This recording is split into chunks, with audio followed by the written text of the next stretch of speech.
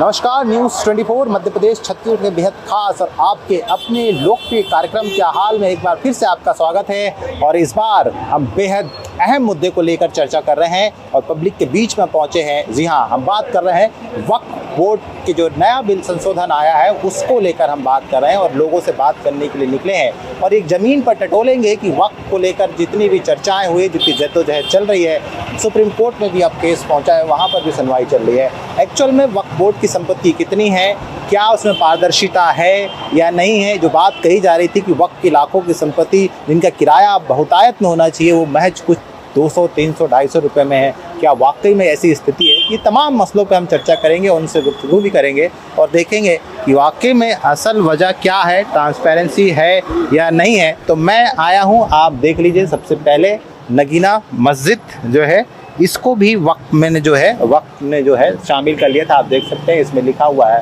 वक्फ committee, ये नगीना मस्जिद है। हम इसमें बात करेंगे और सबसे पहले हम कुछ लोगों से तारुफ हो। जी, कैसे हैं आप? अल्हम्दुलिल्लाह अच्छे हैं। वक्फ को लेके बहुत सारी चर्चाएं हुई, बहुत सारी टीवी डिबेट्स भी हुई और मामला कोर्ट में भी पहुंचा है। कैसे देखते हैं जो बातें कही जा रही है कि पारदर्शिता नहीं है, ट्रांसपेरेंसी नहीं है, खुली किताब नहीं है, सीधे शब्दों में क्या है, तो क्या ये माना जाए कि खुली किताब नहीं है वक्फ की संपत्ति या कमेटी अलग अलग जो बनी है उसको लेकर?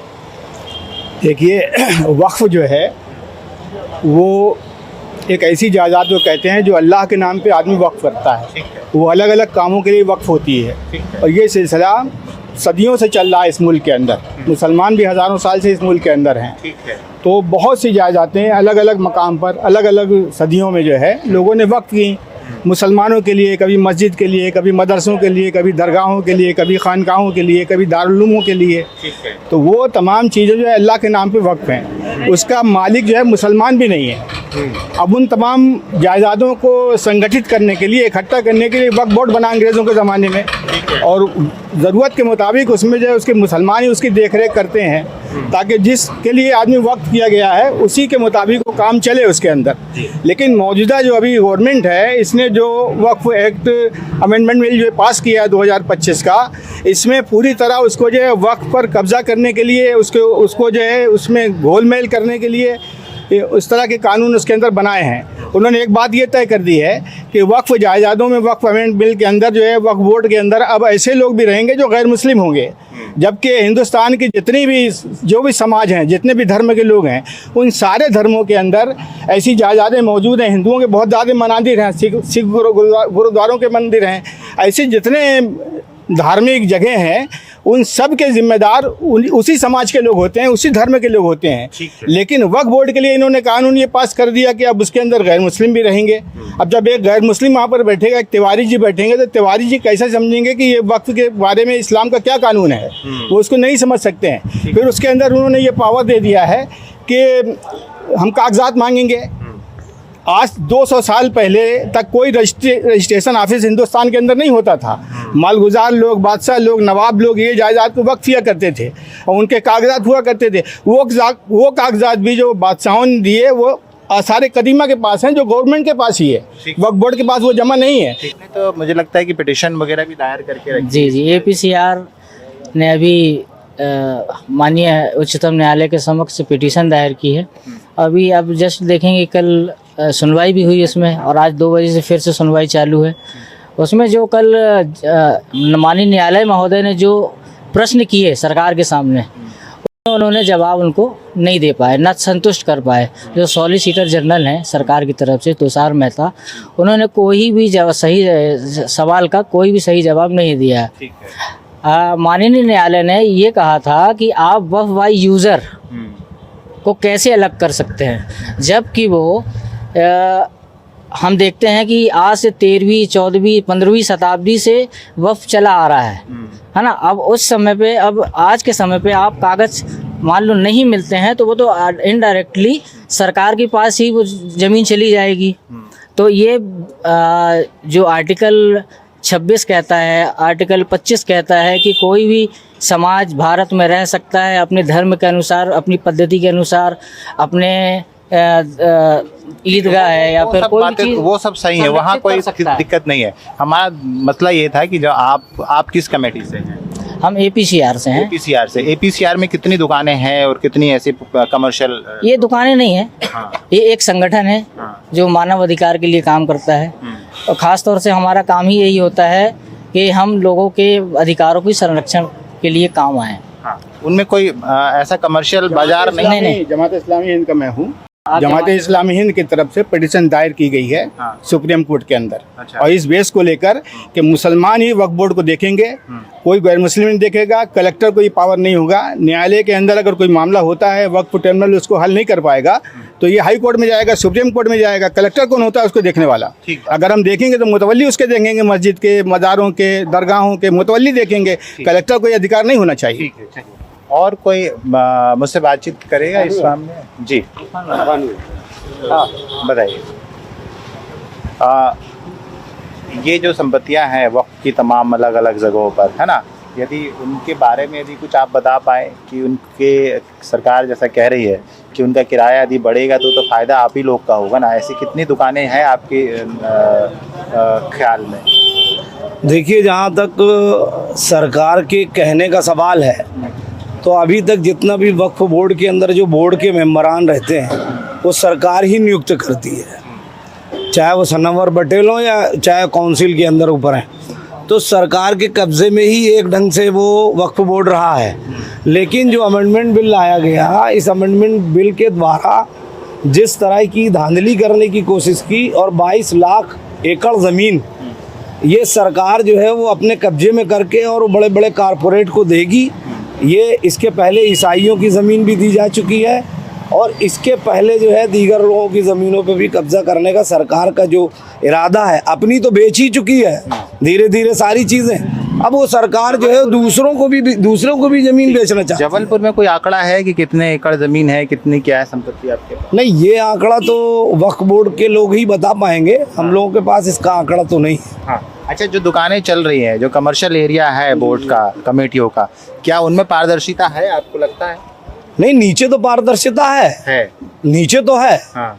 जो वक्फ के अंदर जो भी लोग हैं, कमेटियां हैं, ये हैं, वो उनके अंदर पारदर्शिता इसलिए है कि वो मकामी लोग होते हैं, मकामी व्यवस्था संभालते हैं। जो कह रहे हैं कि हम भला करने बैठे, लेकिन वो भला कहाँ कर रहे हैं, ये बात भी तो उठ रही है ना? देखिए, मठाधीशों का जहाँ तक सवाल है तो 200, 150, 150 साल के किराएदार हैं बहुत जगह। अब उनके मकानात के किराए आप इतनी जल्दी 5000 कर दो तो वो चीज़ें जो है वो प्रॉब्लम देती हैं। तो ये भी अड़ंगा नीचे आता है। अब हम वक्फ बोर्ड को लेकर चल रहे विवाद के बाद हम अगला पड़ाव हमारा पहुंचा है गोहलपुर ईदगाह मोमिन कमेटी, जो इबादत गाह के साथ साथ इसकी जो है वो काफ़ी दुकानें हैं, तकरीबन 100 के लगभग में इसकी दुकानें हैं। मतलब अच्छी खासी संपत्ति है। आप देख सकते हैं कि यहाँ से लेके जो है आगे तक, जहाँ तक कैमरे की नज़र जा रही है, इसके पीछे भी पूरे सराउंडिंग और इस तरफ भी जो है इस गोहलपुर ईदगाह मोमिन कमेटी की जो दुकानें हैं, प्रॉपर्टी है, वहाँ पर हम देखने आए हैं और समझने आए हैं और लोगों से बातचीत करेंगे और ये समझेंगे कि जो मसला है उसको लेकर क्या चर्चाएं यहाँ पर चल रही है ना। तो चलिए हम यहाँ पर वक्त की दूसरी चीज़ों को लेकर हम बातचीत तो करेंगे, लेकिन एक बात और यहाँ पर ख़ास है, उसको भी हम छेड़ेंगे। कमेटी की एक लड़ाई चल रही है। पहले सबसे पहले कि जो वक्त को लेकर जो नए नए बातें उठ रही है ना, चाहे वो संपत्तियों की हो, किराएदार की हो या कब्जे की हो, तो मुझे बता पाएंगे गोहलपुर जो ईदगाह कमेटी है, इसके पास लगभग कुछ अंदाज तकरीबन कितनी एकड़ ज़मीन होगी और संपत्तियाँ कितनी होंगी? 1 एकड़ से ऊपर ज़मीन पर ये ईदगाह बनी हुई है। इसको 2 हिस्सों में ख़रीदा गया था 1932 और 33 में। उस पर ये साल में 2 बार नमाज पढ़ने के लिए ज़मीन खरीदी गई थी। हमने वक्फ बोर्ड में इसको दिया नहीं है। शासन ने एक सर्वे के ज़रिए इस ज़मीन को अपना दावा कर रहा है, जो अधिग्रहण करके दावा कर रहा है, जबकि हमने इसमें वक्फ बोर्ड में दिया नहीं। फिर भी उसके एवज में हमको शासन को 7% अपनी आमदनी का निगरानी चंदा देना पड़ता है। शासन की तरफ से हमें कोई भी मदद नहीं मिलती। एक भ्रम ये पैदा हुआ है कि ये ज़मीन जो है लोगों ने वक्फ की, वक्फ इन द सेंस कि अल्लाह के नाम पे वफ़ किया जाता है, जहाँ से कोई चीज़ हम वापस नहीं ले जा सकते। ये जो जगह है हमारे पूर्वजों ने खरीदा है, हमने वक्फ किसी ने नहीं किया है। आप ट्रस्ट बना के इसका चला रहे हैं? जी, ट्रस्ट बना के चला रहे हैं। वक्त तो इस पर दावा ठोक चुका है। वो दावा ठोक चुके हैं, उनके दावे के खिलाफ हमारी लड़ाइयाँ चल रही हैं, हम कोर्ट में जा रहे हैं। आप निगरानी चंदा भी दे रहे हैं? हम निगरानी चंदा दे रहे हैं, इसलिए दे रहे हैं कि भाई अब एक व्यवस्था है जिसे हमें फॉलो करना पड़ेगा, हम कर रहे हैं। अब एक इल्ज़ाम ये भी आ रहा है कि वक्फ की ज़मीन पे कब्ज़ा कहीं नहीं है। हमारी मोमिन ईदगाह में कहीं कोई कब्ज़ा नहीं है, बल्कि जो किराएदार है उसे समाज को उत्थान करने के लिए ट्रस्ट ने उनके लिए रिलीफ दिया था कि भाई इन लोगों को समाज को ऊपर उठाने के लिए ये किया गया था। जहाँ तक बातें ये आ रही हैं कि भाई डेवलपमेंट की बात, तो यहाँ से जो छात्र और छात्राएं हैं उनको उनकी तालीम के लिए, उनकी तरबियत के लिए बढ़ावा देने के लिए उनके फ़ीस और तमाम इंतज़ामात जो हो सकते हैं गरीब बच्चों को, वो यहाँ से किया जाता है। तो एक चीज़ और समाज में आई जा रही है, भ्रम पैदा किया जा रहा है कि डेवलपमेंट की बात करी जा रही है। जिस मस्जिदों को हमने सजदे के लिए खरीदा किया, जिस कब्रस्तान को अपने बाबा अजदाद को दफन करने के लिए, हम लोगों को दफन करने के लिए ख़रीदा गया, जिस दारुल को, जिस मदरसों को तालीम को, दीनी तालीम के लिए, दीनी शिक्षा के लिए ख़रीदा गया, वहाँ से दीन का काम चल रहा। वहाँ फ़ायदे का और डेवलपमेंट का कोई सवाल ही नहीं। ये भ्रम डेवलपमेंट का पैदा किया गया है। जो सरकार ये पैदा कर रही है कि महिलाओं को डेवलपमेंट की बात कर रही है, सेंट्रल से लेके स्टेट तक में देश भर में कहीं भी उनके मुस्लिम कम्युनिटी का एक मिनिस्टर आपने नहीं दिया। आप उस समाज की इतनी परवाह कर रहे हो और लगातार आप ये कानून दर कानून आप बना के ला रहे हो। ठीक है, आप कानून ला रहे हो, लेकिन हमारी भावनाओं का जो हमारे लिए अगर कानून है तो हमारी भावनाओं को, हमारा पक्ष को बिना समझे कोई कानून बना के लाना, ये तो हमारे ऊपर जबरन थोपना है। अच्छा, आप बता सकते हैं कि आप कितना निगरानी चंदा देते हैं हर साल? देखिए, जो भी हमारी आमदनी होती है उसका 7% निगरानी चंदा हम लोग आते हैं, मतलब 7% वो निगरानी चंदा इनको दिया जाता है हर साल। और करीब करीब मध्य प्रदेश में सारी जगहों पर दिया जाता है, सब दे रहे हैं लोग चंदा। वहाँ से कोई मदद मिलती? कोई भी 1 रुपए की हम लोगों को वहाँ पर मदद नहीं होती। जबलपुर शहर का हमारे पास एक भी एग्जाम्पल ऐसा नहीं है जहाँ से स्टेट मध्य प्रदेश वक्फ बोर्ड की तरफ से 1 रुपए की भी कहीं पर मदद की गई। बल्कि जबलपुर शहर की जितनी भी संस्थाएं हैं जो उनसे जुड़ी है वक्फ बोर्ड से, वो सब लोग 7% चंदा उनको दे रहे हैं। ठीक है, आप कुछ चर्चा करेंगे इस पर? आप कौन सी कमेटी से हैं? मैं तो एक पार्षद हूँ और जो उनका चेयरमैन हूँ। कहाँ के? बांधलिया जो उनका चेयरमैन हूँ, 16 नंबर मस्जिद। मैं यहाँ पर अपने इस समाज का हितौसी बन के यहाँ पे सीना अड़ाया हूँ। एहसास मर गया हो जब इस सरकार का, किससे कहें कि पाँव के कांटे निकालिए, चुभ रहे हैं कांटे, हमारे आंखों से आंसू आ रहा है। ये नाकाबिल आदमी जो सनवर पटेल बैठा हुआ है, जो हमारी इस संस्था को हमारे बुजुर्गों ने इतना आटा दाल चावल से इतनी बड़ी मिराज खड़ी की थी, उससे ये हमसे चंदा ले रहा है। सरकार हमसे भीख ले रही है, सरकार हमें देने के लिए कुछ तैयार नहीं है। ठीक है ना, आपके अनुसार और भोपाल वक्फ बोर्ड के अनुसार वो बनाई गई है, वो नामंजूर क्यों है? इसका एक मेन कारण यह है कि अभी तक जो कमेटियाँ बनती थी वो समाज के द्वारा चुने हुए लोगों से, जो काबिल लोग होते थे उनके द्वारा चुनी जाती थी, जो एक व्यवस्था थी। और हमारा बायलॉज भी यही कहता है कि जो कमेटी गठित की जाएगी वो यहाँ के चुनिंदा लोगों से, जो काबिल तरीन लोग हैं, उनसे गठित की जाएगी। लेकिन वक्फ बोर्ड ने जो है हमारे द्वारा चुनी गई कमेटी को नामंजूर करते हुए, हमारी जो बायलॉज थे उसको नामंजूर करते हुए भोपाल से अपने कुछ राजनीतिक लोगों को कमेटी बनाकर भेजा। क्या वो ठीक नहीं है? लोग वो ठीक नहीं है, इस कारण से उसका विरोध हो रहा है। जो हमारी परंपराएं चली आ रही हैं, जो उनको बनाया गया, क्या मंशा देखते हैं आप? इसके पीछे कहीं ना कहीं एक राजनीतिक मंशा है, क्योंकि वो अधिकतर जो है पार्टी से जुड़े हुए लोग हैंगे और उसमें जो है कई ऐसे हैं जो काबिल भी नहीं है, ना उनकी कोई सामाजिक सलाहियतें हैं, जो उनके अंदर जो होना चाहिए वो चीज़ नहीं है। लेकिन आज जो है जब वो अचानक से यहाँ पर कमेटी बनाकर लाए और सीधा चार्ज मांगने लगे, ना कोई बातचीत ना कुछ, उसके बाद जो है हमारा विरोध चालू हुआ कि हम उन्हें चार्ज नहीं देंगे। वक्फ बोर्ड को लेकर चल रहे वाद विवाद के बीच अब हम पहुंचे हुए हैं ईदगाह मोमिन कमेटी के उस कमर्शियल इलाके में, जहां पर तकरीबन 90 से 100 के बीच में इनकी कमर्शियल दुकानें हैं और उन दुकानों की ग्राउंड स्थिति क्या है, उनसे बातचीत करेंगे और समझेंगे कि किस तरह से ये बॉडी काम कर रही है और क्या यहाँ पर किराया लिया जाता है तो कितना लिया जाता है। तो हम दुकानदारों से बातचीत कर रहे हैं और समझने की कोशिश कर रहे हैं एक्चुअल में कि ईदगाह मोमिन कमेटी जो बनी है उसको लेकर क्या स्थिति है। जी, क्या हाल है आपका? ठीक है भैया।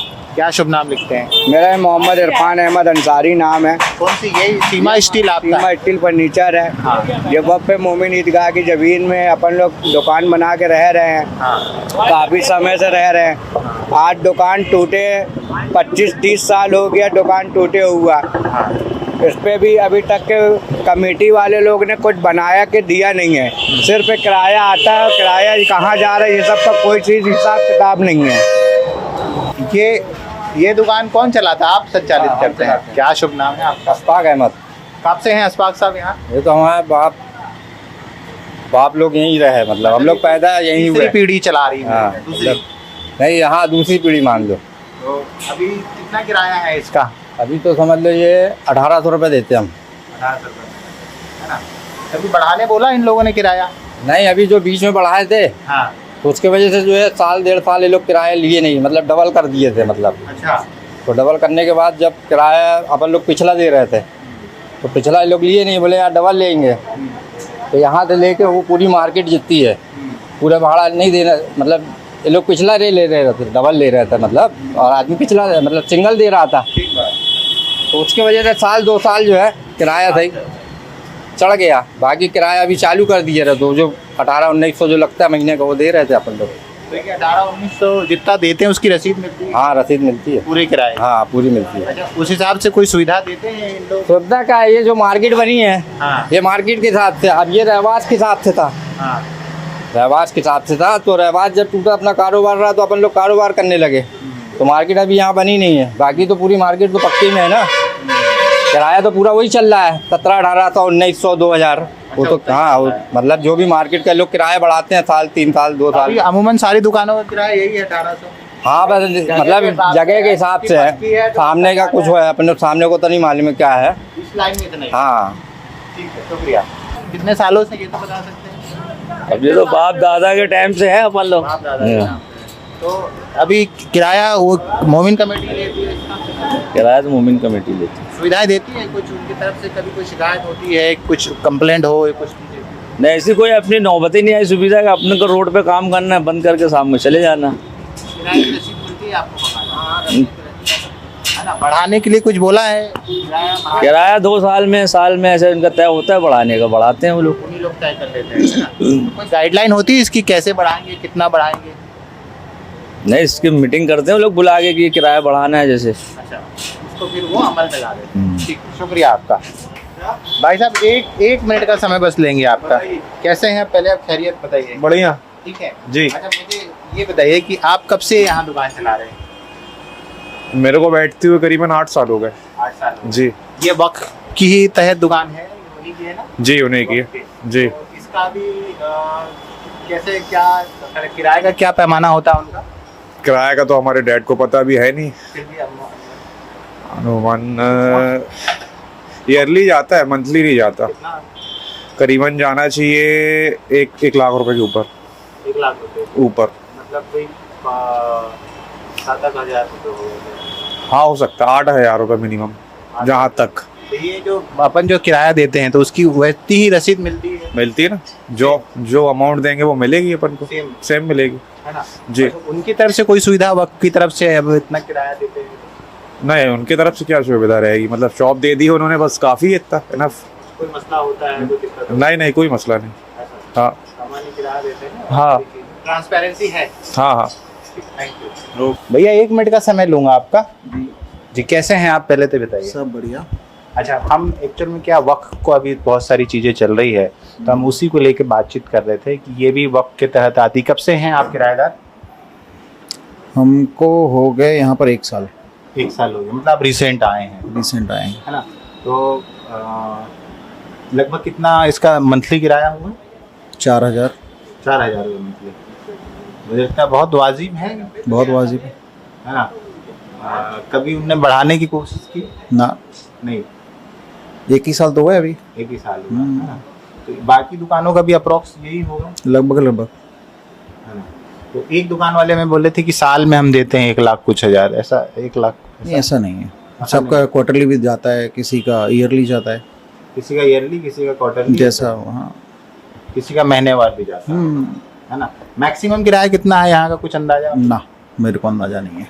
कुछ नहीं है। आपका 4000? हाँ तो उसकी जो 4000 देते हैं उसकी रसीद भी मिलती है? हाँ पूरा पक्के में जाता है, अच्छा, वो अकाउंट पे या कैश? पूरा अकाउंट पे, पूरा अकाउंट पे अकाउंट पे, मतलब Full- ट्रांसपेरेंसी है? 100% अच्छा, ट्रांसपेरेंसी। कई बार इस तरह आरोप लगते रहते हैं कि वक्त की संपत्तियों में ट्रांसपेरेंसी नहीं है, किराया कुछ लिया जाता है, दिखाया कुछ जाता है। मेरे साथ तो ऐसा अभी तक कुछ नहीं हुआ। ऐसा नहीं है? अलग से कोई किराया ना 4000 रजिस्टर में ना, लिख दिया, ऊपर से कोई किराया नहीं, कुछ नहीं? ना बिल्कुल ट्रांसपेरेंसी। मतलब वक्त जो काम कर रहा है अंजुमन कमेटी वाला, अब मेरे लिए तो अब ऐसा है, बाकी दूसरों के लिए नहीं मालूम कैसा है। मतलब ठीक है आपके लिए? हाँ मेरे लिए तो ठीक है। Thank you. ओके। तो ये हमने भाई साहब से भी बात की और इन्होंने बताया कि 4000 रुपये, और मुझे लगता है कि बहुत वाजिब दाम पे और वाजिब किराए पे इनको मिल रहा है। और देखिए ये कह रहे हैं कि ट्रांसपेरेंसी है, हालांकि ये भी एक पड़ताल का विषय है, उस पर हम कभी चर्चा करेंगे और चीज़ें निकालेंगे जो संचालित कर रही है। चलिए एक आध लोगों से और बातचीत कर लेते हैं हम और फिर आगे बढ़ेंगे। जी सर, कैसे हैं? अब तक तो बढ़िया है, आगे भी अच्छे रहेंगे? बस ये आपकी ऊपर वाले की दुआ रहेगी, आगे भी अच्छे रहे। हम निकले थे वक्त को लेके, जो अभी मसला चल रहा है आप भी देखे होंगे, तो ये नया मसला आया है। हाँ सुप्रीम कोर्ट का, आपको क्या लगता है जो बातें चल रही है मीडिया में और वक्त कमेटी जो प्रैक्टिकल कर रही है, उसमें कोई अंतर समझ में आता है? अंतर तो है साहब, जैसे कि जो कमेटी चल रही वो सही नहीं चल रही है, नहीं चल? हर तरफ है ही भ्रष्टाचार, मालूम ही है। अच्छा, जिन्होंने दे गए हैं लोगों के मतलब भले के लिए, वो काम हो नहीं रहे, सब प्रॉपर्टी बेच के खा रहे हैं सब लोग। अब प्रॉपर्टी किसकी ये भी कंफर्म नहीं है, बोले 500 साल पुरानी खुदाई कराई जाएगी क्या, तो कहाँ से संभव है सब? तो ये सब इंक्वायरी तो इन्हें दस्तावेज मूल लाना चाहिए, कहाँ से आई कैसे, इसकी इंक्वायरी करना चाहिए। गलत क्या है सही क्या है इसकी जानकारी अपने को ना हिंदू से ना मुस्लिम से मतलब नहीं है, लेकिन जिसकी जो चीज़ें वो मिलना चाहिए, सिस्टमेटिक होना चाहिए, जिसकी भी हो प्रॉपर्टी। अगर किसी जैन की तो जैन को मिलना चाहिए, हिंदू की तो हिंदू को मिलना चाहिए, खाली वक्फ की नहीं है, हर समाज की इंक्वायरी होना चाहिए। ये बात अच्छी, सारे समाज की। हाँ, कि इनकी प्रॉपर्टी कहाँ से आई कैसे आई। अंजुमन कमेटी का सिस्टम कैसा लगता है आपको? नहीं सही नहीं है, नहीं है? इनका सिस्टम ही सही नहीं क्या है, गड़बड़ कहीं से सही नहीं, ना वो किराएदारी का सही है, ना ट्रांसफ़र का सही है, कोई नियम ही नहीं है, कोई कानून ही नहीं है। किराए में क्या मतलब कोई किराएदारी बदलता डबल कर देते हैं एकदम से, क्यों कर देते हैं समझ में नहीं आता क्या सिस्टम। आपने खाली किया, मान लो दूसरा आया तो उससे डबल कर देते हैं, डोनेशन अलग लेते हैं, डोनेशन क्यों लेते हो भाई? कितना लगता है? अब सबका अलग अलग सिस्टम है, कोई एक सिस्टम तो है नहीं, कोई लिखित में कुछ भी नहीं है ऐसा, जो मन मर्जी आज जो बैठता है वो अपने मन की करता है। जिसका जैसा निज़ाम। हाँ, जिसका जैसा नहीं। ये पूरी लाइन से जितनी यहाँ पे लेकर पीछे तक की जो है ये वक्त की संपत्ति है, और जो यहाँ का किराया हर किसी का अलग अलग है। नए किराएदार आता है तो उसको अलग से लिया जाता है। हालांकि ये बता रहे हैं लोग कि जितना किराया यहाँ लिया जाता है उसके हिसाब से उनको जो है रसीदें दी जा रही है, लेकिन मेंटेनेंस और उनकी तरफ से सुविधाओं के नाम पर वक्फ बोर्ड की तरफ से, अंजुमन कमेटी की तरफ से कुछ भी उनको ऐसी सुविधाएं नहीं दी जाती। तो क्या हाल में आज इतना ही, फिर किसी मुद्दे पर आपसे होंगे मुखातिब। मुझे दीजिए इजाज़त। जबलपुर से न्यूज़ 24 मध्य प्रदेश छत्तीसगढ़ के लिए कैमरामैन दीपक सिंह चौहान के साथ कुमारेंद्र।